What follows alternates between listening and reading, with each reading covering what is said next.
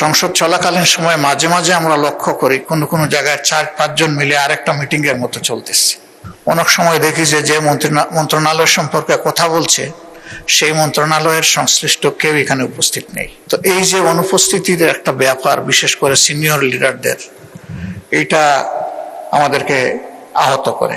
সংসদটা আমাদের কাছে জাতির আমানত এবং প্রথম দিক থেকেই আপনি আহ্বান জানিয়ে এসছেন আমরা সবাই যেন পার্টিসিপেশন করে এই সংসদটাকে প্রাণবন্ত রাখি।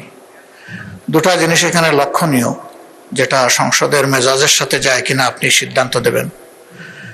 একটা হলো যে গুরুত্বপূর্ণ ব্যক্তিরা, সংসদ সদস্যদের কথাগুলা যাদের নিজের কানে সরাসরি শোনা দরকার, বিশেষ করে মন্ত্রিপরিষদের সম্মানিত সদস্যবৃন্দ, অনেক সময় দেখি যে মন্ত্রণালয় সম্পর্কে কথা বলছে সেই মন্ত্রণালয়ের সংশ্লিষ্ট কেউ এখানে উপস্থিত নেই। তো এই যে অনুপস্থিতির একটা ব্যাপার, বিশেষ করে সিনিয়র লিডারদের, এইটা আমাদেরকে আহত করে। 2 নম্বর, সংসদ চলাকালীন সময় মাঝে মাঝে আমরা লক্ষ্য করি কোনো জায়গায় 4-5 জন মিলে আরেকটা মিটিং এর মতো চলতেছে। একদিকে সংসদে গুরুত্বপূর্ণ আলোচনা হচ্ছে, আপনি নিজে অ্যাটেনশন দিচ্ছেন, আমরা বুঝার শোনার চেষ্টা করতেছি, আবার ওইদিকে এগুলোও চলতেছে। এগুলাতে সংসদের ডিসেন্সি যেমন নষ্ট হয়, তেমনি আমরা যারা সংসদকে অনুসরণ করার চেষ্টা করি আমাদের মনোযোগও নষ্ট হয়। এই বিষয়ে আপনি কিছু বলবেন কিনা, কোনো উদ্যোগ নেবেন কিনা? ধন্যবাদ মাননীয় স্পিকার। ধন্যবাদ বিরোধী দলীয় নেতা।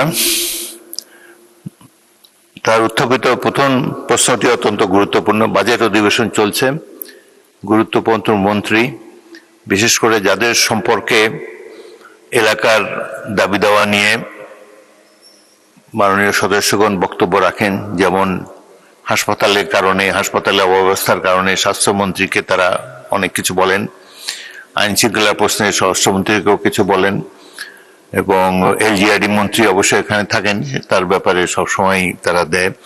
তবে কালকে এই প্রশ্নটি আলোচিত হয়েছিল এবং মাননীয় চিফ হুইপ বলেছিলেন যে তারা রাষ্ট্রীয় কাজে ব্যস্ত। তো যাই হোক, আমি আবারও আজকে তাগিদ দিলাম, কোনো রাষ্ট্রীয় কাজ সংসদ অধিবেশনের চাইতে বেশি গুরুত্বপূর্ণ নয়। সকল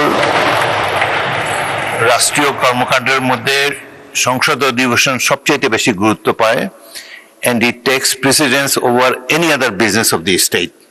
সুতরাং আপনি মাননীয় মন্ত্রীদেরকে বলবেন তারা যেন সংসদে যথাসময়ে আসেন, সংসদ সদস্যরা যেসব বক্তব্যে তাদের মন্ত্রণালয় সম্পর্কিত কথা তারা বলেন সেগুলোর ব্যাপারে তারা অন্তত শুনবেন এবং যদি সম্ভব হয় তার প্রতিকার করার চেষ্টা করবেন। দ্বিতীয়ত, বিরোধী দলের নেতা যেটি বলেছেন, আমি মাঝে মাঝে দেখি সংসদের ছোট ছোট গ্রুপে কথাবার্তা চলে, ফ্লোর ক্রসিংও 2-1বার দেখেছি, সেগুলো আমি সাথে সাথে পয়েন্ট আউট করেছি। আপনারা সংসদের মধ্যে গ্রুপ আলোচনা করার চেষ্টা করবেন না এবং যত সম্ভব নিজের আসনে বসে সংসদ কার্যক্রমে অংশগ্রহণ করার, অন্তত ভালোভাবে শোনার চেষ্টা করবেন। এটাই আমরা আশা করি। সংসদের শৃঙ্খলা বজায় রাখার ক্ষেত্রে আপনাদের সকলের সহযোগিতা কামনা করি।